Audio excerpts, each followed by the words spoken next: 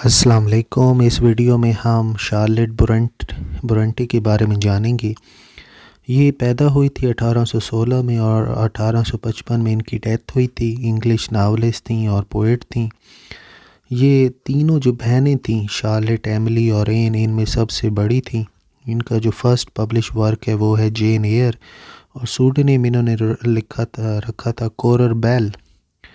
और Charlotte use the school as a basis for Lowood School in Jane Eyre। School को base रखा है वो है लोवुड स्कूल। बार्नवेल इनके वाहिद भाई थे इन तीनों बहनों के। शार्लेट और बार्नवेल ने बायरोनिक स्टोरीज़ भी लिखी, जो कि एक इमेजिन्स कंट्री के बारे में थी, एंग्रिया, जहाँ पर एमिली और एन ने आर्टिकल्स लिखे और पोएम्स लिखी गॉन्डेल के बारे में। इनका जो मैनोस्क्रिप्ट है वो बाद में जो वेनिलिया में पब्लिश हुआ 1833 में, इन्होंने नावल लिखा द ग्रीन डिवॉर्फ।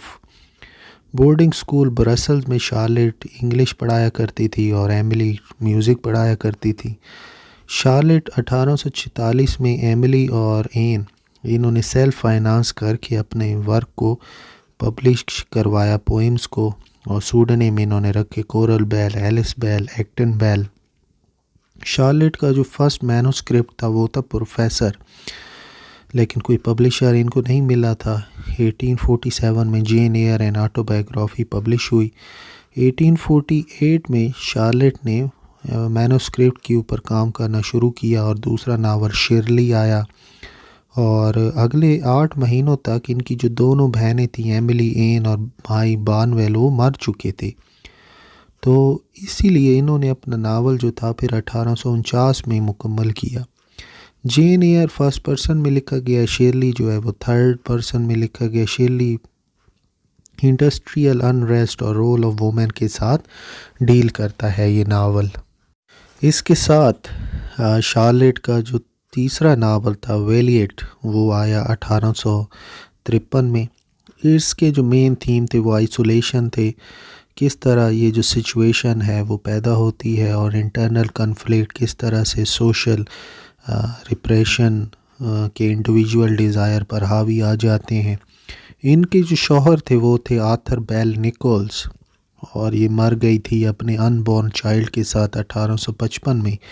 एलिज़ाबेथ कैस्केल ने बायोग्राफी लिखी है शार्लेट बुरंटी की, जो कि 1857 में पब्लिश हुई। इस टाइटल से the life of Charlotte बुरंटी।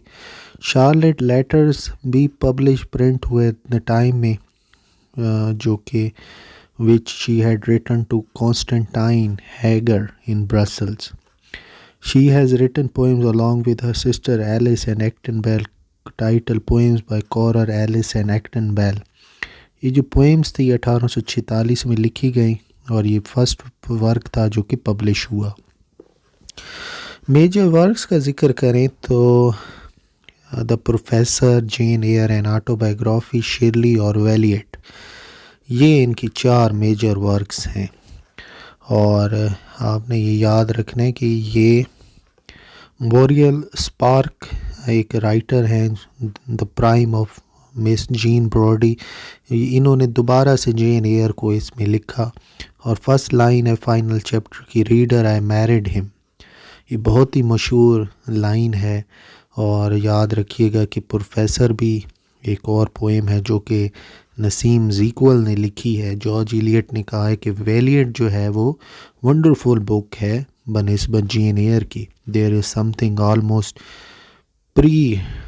Natural in its power. तो जॉर्ज इलियट जो है वो वेलिएट को ज़्यादा इम्पोर्टेंस देती हैं बनिस्बत जेन एयर के।